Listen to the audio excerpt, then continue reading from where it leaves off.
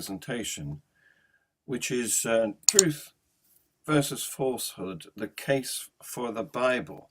Well, I'm not arguing the case for the Bible. There's somebody else doing that. I'm arguing the case against the Bible. So, there it is. There's the Bible. That's what it looks like. People consulting it. And the question we have to address is it an authentic source of truth? There are some words that need defining in this claim.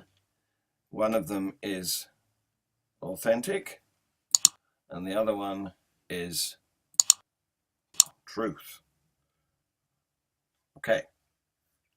So what does authentic mean? There you go. It's of undisputed origin and not a copy. Notice that, not a copy. For example, this letter is now accepted as an authentic document. And here are some synonyms. Notice there are lots of words you could use instead of authentic. Genuine, original, that's an important one. Actual, real, bona fide. True. True does come into it. And I'd like you to look down at the other examples. The restaurant serves authentic Italian meals. And the bottom one, I want you to pay particular attention to. It means based on facts, accurate or reliable, an authentic depiction of the situation. So now let's look at truth. The correspondence theory of truth tells us that truth means that which corresponds to reality. Well, we have a problem here because reality is not static. The natural realm is constantly changing, and it has been changing ever since the universe began a long time ago, 13.8 billion years. So what's true today wasn't true yesterday. The planet didn't exist. And it's unlikely to be tomorrow's truth. Going on the track record of the past, we can't expect everything to stay the same in future. So truth is relative. How long should it be necessary for something to stay the same for it to be considered to be true? Is a second long enough? I don't think so.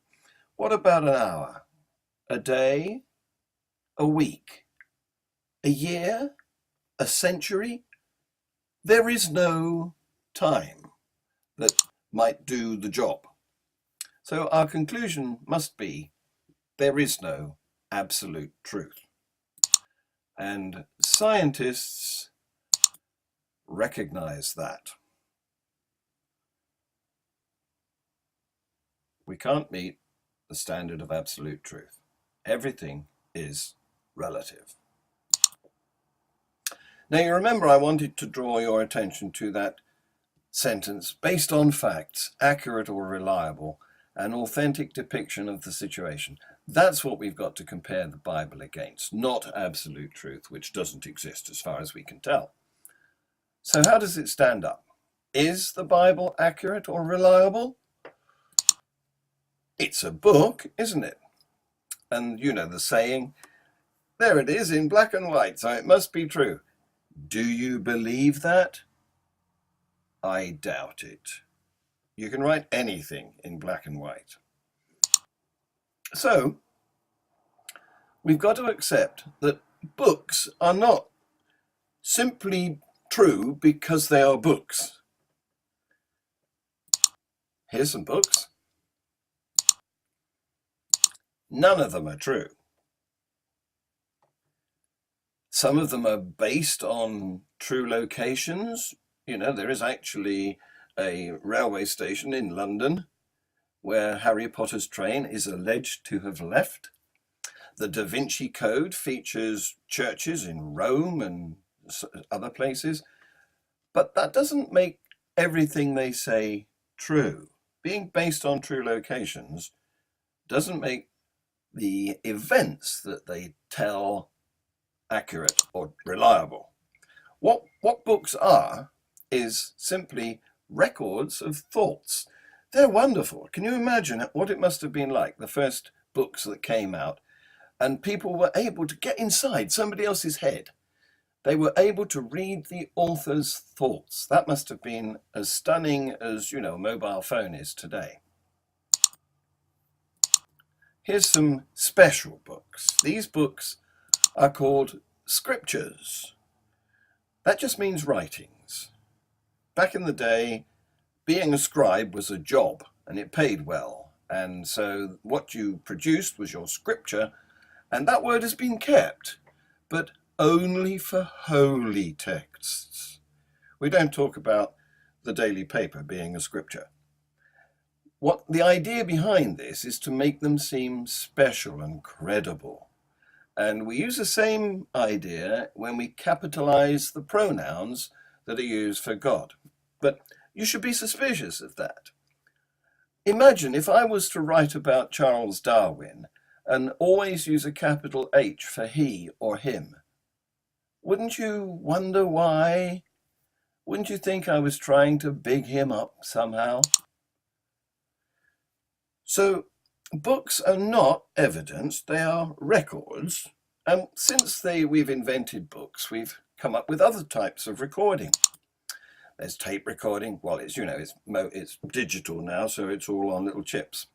There's movie cameras, and again, we've moved on. It's now digital. But these are other types of recording from books.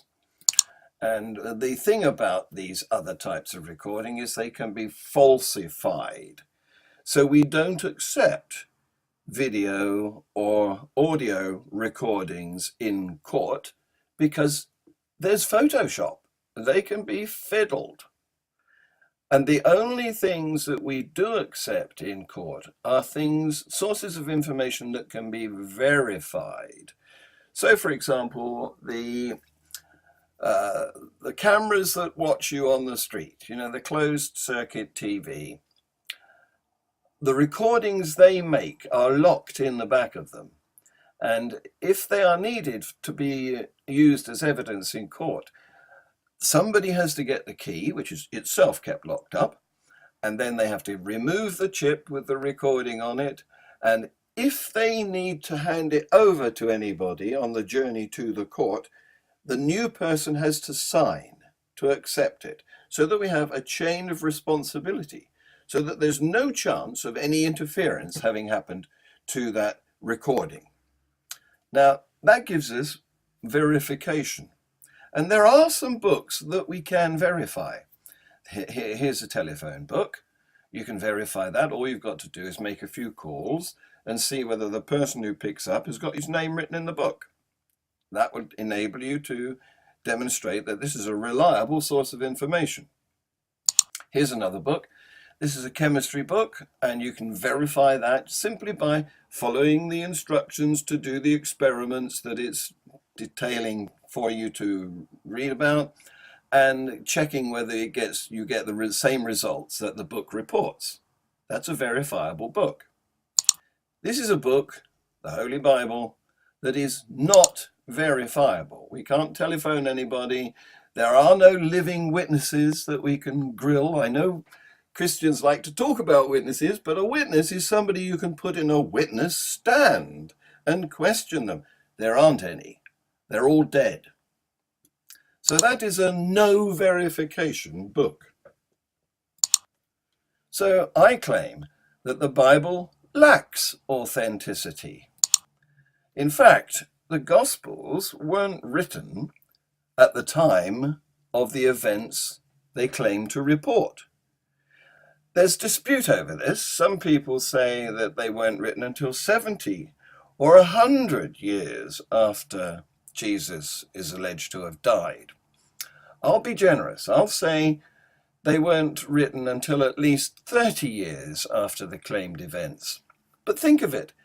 That's a generation.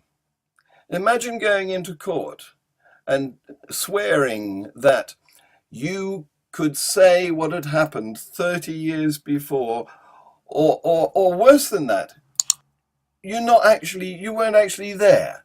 It's your grandfather who told you what happened 30 years before. So this is now a hearsay witness. And you know what happens when people pass things on by word of mouth? They exaggerate. They even lie sometimes. They want to impress the audience. So that's why we have expressions like Chinese whispers and fisherman's tales. It's because you can't rely on people listening to rumor, passing it on to another person down a chain of rumor.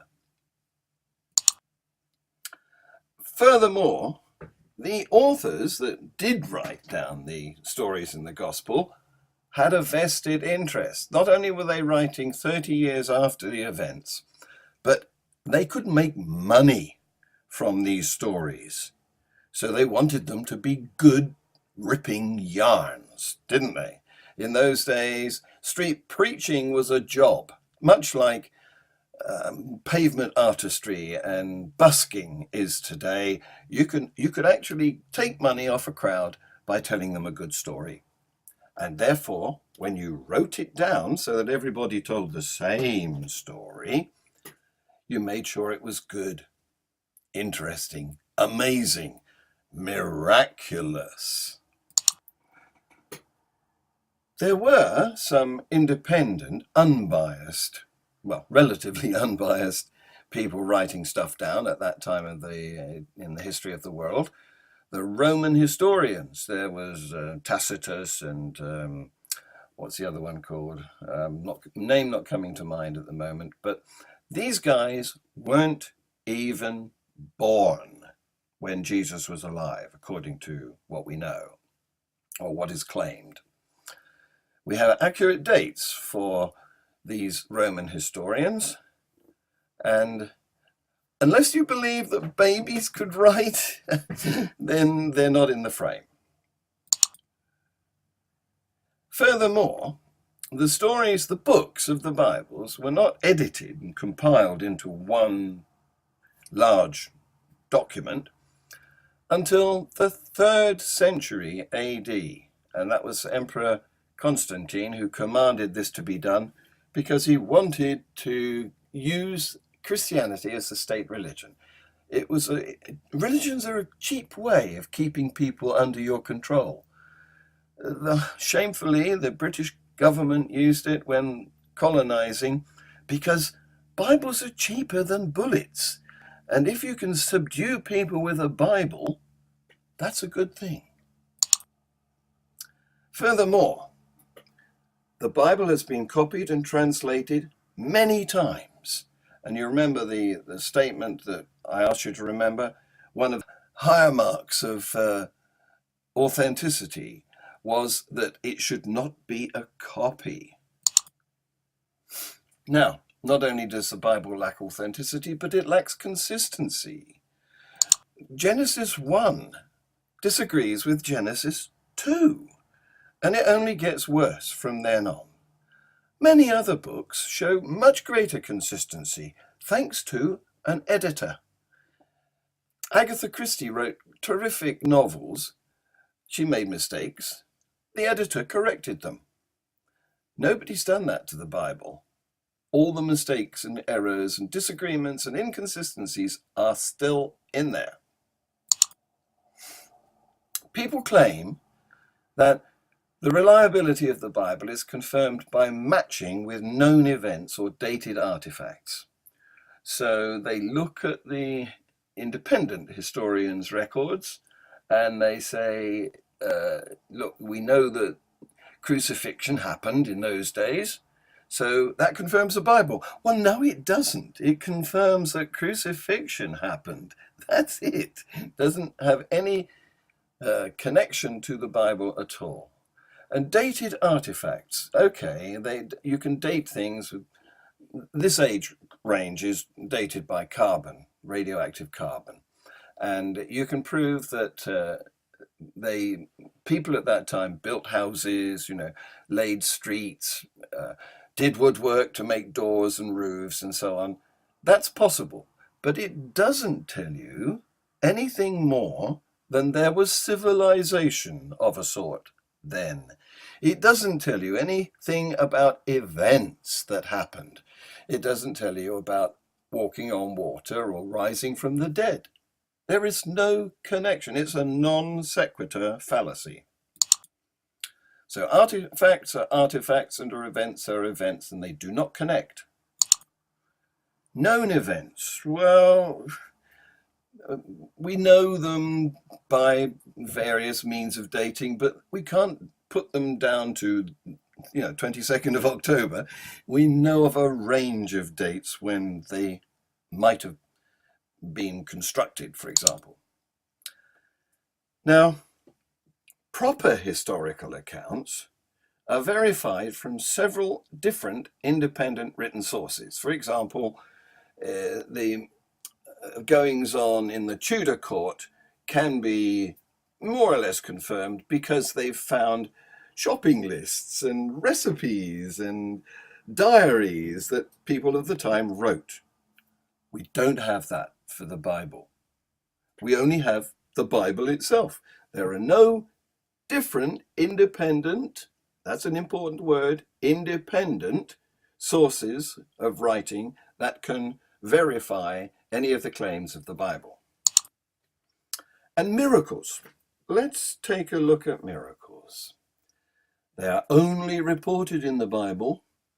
Josephus, I've remembered his name, and Tacitus did not talk about miracles. And miracles make money. You tell a story with something miraculous in it, people enjoy it, and they reward you. Who can believe in that? So, the credibility of the Bible is undermined from beginning to end by inconsistencies, displays of ignorance, and then there are the tall tales that defy known science.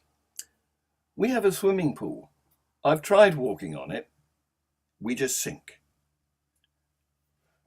You can't expect to replicate miracles that defy the laws of physics. People don't rise from the dead.